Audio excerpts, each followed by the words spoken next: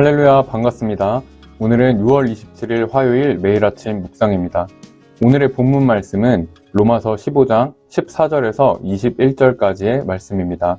살아계신 하나님의 말씀입니다. 내 형제들아, 너희가 스스로 선함이 가득하고 모든 지식이 차서 능히 서로 권하는 자임을 나도 확신하노라. 그러나 내가 너희로 다시 생각나게 하려고 하나님께서 내게 주신 은혜로 말미암아 더욱 담대히 대량 너희에게 썼노니, 이 은혜는 곧 나로 이방인을 위하여 그리스도 예수의 일꾼이 되어 하나님의 복음의 제사장 직분을 하게 하사 이방인을 제물로 드리는 것이 성령 안에서 거룩하게 되어 받으실 만하게 하려 하심이라. 그러므로 내가 그리스도 예수 안에서 하나님의 일에 대하여 자랑하는 것이 있거니와 그리스도께서 이방인들을 순종하게 하기 위하여 나를 통하여 역사하신 것 외에는 내가 감히 말하지 아니하노라. 그 일은 말과 행위로, 표적과 기사의 능력으로, 성령의 능력으로 이루어졌으며, 그리하여 내가 예루살렘으로부터 두루 행하여 일루리곤까지 그리스도의 복음을 편만하게 전하였노라. 또 내가 그리스도의 이름을 부르는 곳에는 복음을 전하지 않기를 힘썼노니, 이는 남의 터 위에 건축하지 아니하려 함이라. 기록된 바 주의 소식을 받지 못한 자들이 볼 것이요 듣지 못한 자들이 깨달으리라 함과 같으리라. 오늘의 본문의 내용에는 로마교회 성도들에게 계속해서 말씀을 전하고 있는 내용입니다. 먼저 14절에 로마교회 성도들에 대한 칭찬이 나옵니다. 여기서 선함이라고 하는 단어는 선천적인 것이 아니라 성령의 내주하심으로 인해서 내 삶 속에서 드러나는 새 사람의 인격, 즉 신앙적 성숙함을 의미하는 단어로 해석해 볼 수 있습니다. 또한 그 뒤에 모든 지식이 찼다라고 하는 것은 배울 것이 없는 상태가 아니라 예수님의 기독교 신앙을 잘 이해하고 있었다는 내용으로 해석해 볼 수 있습니다. 즉 로마교회 성도들은 사도 바울이 말하고 있는 하나님의 언약의 내용과 계획을 잘 이해하고 있었다는 의미로 볼 수 있습니다. 당시 로마교회에는 아직 목회자들이 있지 않은 상태였습니다. 하지만 그들은 서로 피차 권면하면서 진리에서 서로 떠나지 않도록 붙잡아주고 있었던 것입니다. 그렇게 할 수 있었던 이유는 선한 마음과 충분한 지식이 있어서 믿음 생활에 필요했던 것들을 서로 잘 알았기 때문에 서로 붙잡아주고 끌어주고 있었던 것입니다. 그런 로마교회 성도들에게 15절에 다시 생각나게 하기 위해서 하나님께서 주신 은혜로 이 편지를 쓴다고 사도 바울은 말하고 있습니다. 한국 교회에 있을 때 한 집사님과 대화 도중에 목사님들의 설교는 다 거기서 거기다, 다 비슷하다라고 얘기하셨던 것이 기억이 났습니다. 오늘 사도 바울이 말하는 거로 봐서 목사님들의 설교가 비슷할 수는 있지만 그 말씀이 우리 삶에 한 번에 완성되는 것이 아니기 때문에 우리는 계속적으로 하나님의 말씀을 들어야 한다는 것을 알 수 있습니다. 이후에 사도 바울이 자신이 받은 은혜를 로마교회 성도들에게 전해주면서 이 말씀이 이어집니다. 16절에서 21절까지의 내용으로 사도 바울이 은혜로 여겼던 것들이 나오고 있습니다. 그것이 첫 번째로 제사장 직분에 대한 것이고, 두 번째로 표적과 기사의 내용으로 나누어서 살펴보기를 원합니다. 먼저 제사장 직분을 하게 하신 것이 은혜라고 말하면서 17절에서 19절까지의 내용을 통해서 사도 바울이 제사장 직분을 감당하기 위해서 어떤 일을 했는지 나오고 있습니다. 그러면서 사도 바울은 자랑할 일이 있다고 말하고 있습니다. 그것은 18절에 이방인들을 순종하기 위하여 나를 통하여 역사하신 것 외에는 내가 감히 말하지 아니하노라. 그 일은 말과 행위로 표적과 기사의 능력으로 성령의 능력으로 이루어졌다고 말씀하고 있습니다. 이것을 요약해보면 먼저 사도 바울은 말로 제사장 직분을 감당하였고, 두 번째로 행위로, 세 번째로 표적과 기사의 능력이 이루어졌고, 이 모든 것들은 성령의 능력으로 이루어졌다고 말하고 있는 것입니다. 즉 쉽게 말하면 복음을 전파했고 또 삶으로 살아냈고 표적과 기사가 나타났다는 것을 알 수 있습니다. 즉 한마디로 말하면 성교적 삶을 살았다고 할 수 있습니다. 여기서 말하는 성교적 삶이란 결코 사도 바울만의 사명은 아닐 것입니다. 오늘날 왕 같은 제사장이라고 칭해주신 예수님을 믿고 구원받은 우리들 또한 이 제사장 직분을 받은 하나님의 사명자들이라고 할 수 있습니다. 그래서 우리는 우리에게 주어진 삶 가운데 복음을 담대히 전파할 수 있어야 할 것이고 또 삶으로 살아내려 힘써야 할 것입니다. 즉 성교는 우리들이 선택할 수 있는 사항이 아니라 예수님으로 구원받은 백성들의 그 사랑으로 감격하여서 마땅히 해야 되는, 참여해야 되는 하나님의 사역이라고 할 수 있습니다. 그 다음 살펴볼 내용은 표적과 기사의 내용입니다. 이것을 보면서 왜 오늘날에는 그때와 같은 표적과 기사가 일어나지 않을까? 이런 의문을 던져볼 수도 있고 또 실제로 흥미가 생기는 부분이기도 합니다. 그 당시와 지금의 다른 상황은 당시 예수 그리스도를 증거할 성경이 있지 않았다는 것입니다. 그러기에 이 표적과 기사를 통해서 예수님을 믿게 하기 위한 기적의 역사들이 많이 일어났고 실제로 요한복음 20장 30절에서 31절의 말씀에는 예수께서 제자들 앞에서 이 책에 기록되지 아니한 다른 표적도 많이 행하셨으나 오직 이것을 기록함은 너희로 예수께서 하나님의 아들 그리스도이심을 믿게 하려 함이요 또 너희로 믿고 그 이름을 힘입어 생명을 얻게 하려 함이니라 라는 말씀이 기록되어 있습니다. 즉 표적과 기사를 통해서 예수님을 알고 예수님으로 말미암아 구원을 얻게 하기 위한 표적과 기사의 궁극적인 목표라는 것입니다. 그렇다면 성경을 통해서 예수님이 메시아라는 것을 알 수 있는 오늘날에는 그런 표적과 기사가 일어나지 않을까요? 결코 그렇지 않다는 것입니다.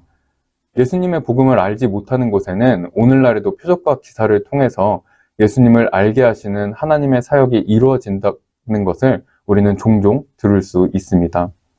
즉, 이 말씀을 보면서 우리가 기대해야 될 것은 어떤 것이 정말 기적일까라는 것입니다. 결국 표적과 기사를 통해서 예수님을 믿게 하기 위함인데 우리들은 예수님을 믿고 있습니다.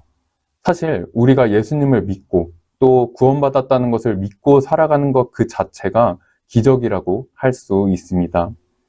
나 같은 죄인을 아무것도 바라지 않으시고 그저 그 죄를 속량해 주시기 위해서 십자가의 모든 고난을 나 때문에 받으시고 나 때문에 그 구원을 베풀어 주셨다는 그 구원의 기적을 다시 한번 느낄 수 있기를 원합니다. 그리고 하나님께서 반드시 기적을 베풀어 주시는 분이심을 믿지만 내가 원하는 기적이 일어나지 않았다고 해서 그렇다고 할지라도 나를 구원해 주신 하나님의 선하심을 찬양할 수 있는 믿음의 소유자들이 다 될 수 있기를 바랍니다. 이어서 사도 바울의 제사장 직분을 통하여 그리스도의 복음이 편만하게 전파되어졌다고 19절의 후반부에 말씀하고 있습니다. 사도 바울은 빌립보서 3장에서 말하는 것처럼 충분히 자신의 힘으로 어떻게든 해볼 수 있는 사람이었습니다.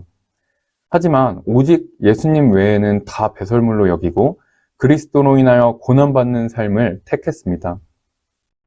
사도 바울은 고린도후서 11장에 자신들이 순종하고 있다고 자랑하고 있는 이들에게 자신이 받았던 고난의 사역들을 자랑하면서 자신의 약함에 대해서 자랑하고 있습니다.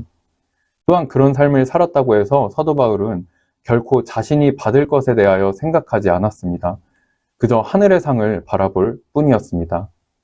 또한 고린도후서 12장 10절에는 내가 그리스도를 위하여 약한 것들과 능욕과 궁핍과 박해와 공고를 기뻐하노니 이는 내가 약한 그때의 강함이라 라고 고백하고 있습니다. 저는 이 부분에서 굉장히 많은 회개가 되었습니다. 구원받은 백성으로서 우리가 자랑할 일은 예수님이 주신 그 큰 사랑으로 하나님의 사역에 참여하는 선교적 삶을 살아가는 것이 마땅하고 그로 인하여 고난받는 것이 우리의 최고의 기쁨과 자랑이 되어야 할 줄 믿습니다. 세상의 기준처럼 내가 뭔가를 하나님으로부터 얻어내기 위해서 또 자기의, 또 나의 명예, 내가 잘하는 어떤 것, 물질, 외모 이런 것들이 나의 자랑이 되는 것이 아니라 오직 예수님만을 자랑하고 드러내면서 또 그것을 뛰어넘어서 예수님으로 말미암아 고난을 받을 수 있고 그 고난을 나의 최고의 기쁨이요 나의 자랑으로 여길 수 있는 그런 성숙한 믿음의 소유자들이 다 될 수 있기를 바랍니다. 우리들이 그렇게 살아갈 때 우리들의 삶을 통하여 그리스도의 복음이 편만하게 전파되어질 줄 믿습니다. 그 편만하게 전파되는 복음 가운데 하나님의 표적과 기사도 일어날 줄 믿습니다.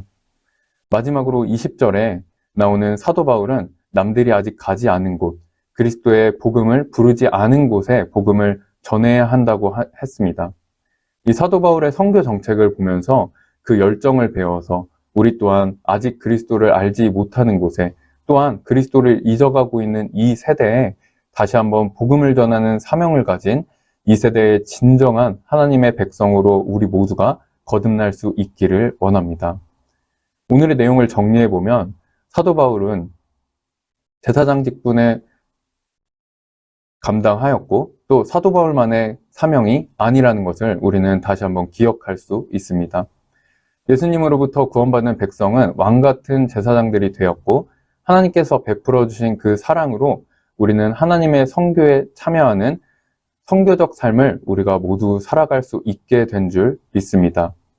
그러기에 우리들의 삶과 복음 전도를 통하여 예수님이 전파되는 그런 삶을 살아가기를 원하고, 또한 오직 예수 그리스도만을 자랑하고 그것을 뛰어넘어서 예수 그리스도로 인해서 고난을 받는 것이, 그런 우리의 삶이 최고의 기쁨과 묵묵한 자랑이 될 수 있도록 여기며 살아갈 수 있는 우리 모두가 되기를 바랍니다. 우리들의 그런 삶을 통하여 하나님의 표적과 기사도 일어나고 그리스도의 복음이 편만하게 전파되는 포틀랜드 영락교회 모든 분들이 될 수 있기를 바랍니다. 기도하겠습니다. 하나님 아버지, 감사합니다. 오늘 말씀을 통하여 우리들의 삶을 되돌아봅니다. 다시 한번 하나님의 사랑을 받은 백성으로서 하나님의 선교에 참여하는 마음을 부어 주시옵소서. 혹시 그 삶을 최고의 자랑으로 여기며 고난을 받고 있는 모든 분들을 위로하시고 그들과 동행하여 주시옵소서. 그러므로 우리들을 통하여 예수 그리스도의 복음이 편만하게 전파되게 하여 주시옵소서. 십자가에 고난받으셔서 그 많은 사람 중에 우리를 택하여 주시고 구원해 주신 그 기적에 다시 한번 감격할 수 있는 마음을 허락하여 주셔서 오늘 하루도 하나님의 선교 사역에 참여하는 하루 될 수 있도록 우리 모두와 동행하여 주시옵소서. 감사드리며 예수님의 이름으로 기도드립니다. 아멘.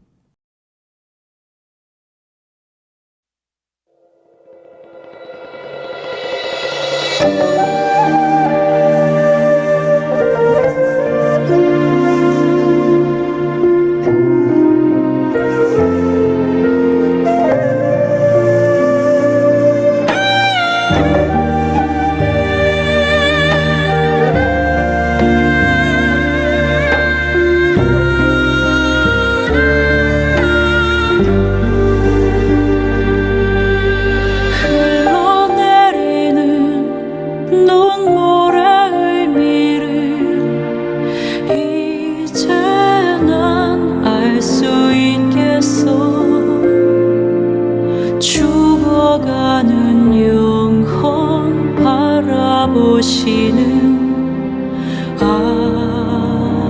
아버지의 마음, 이제 더 이상 바라볼 수 없어.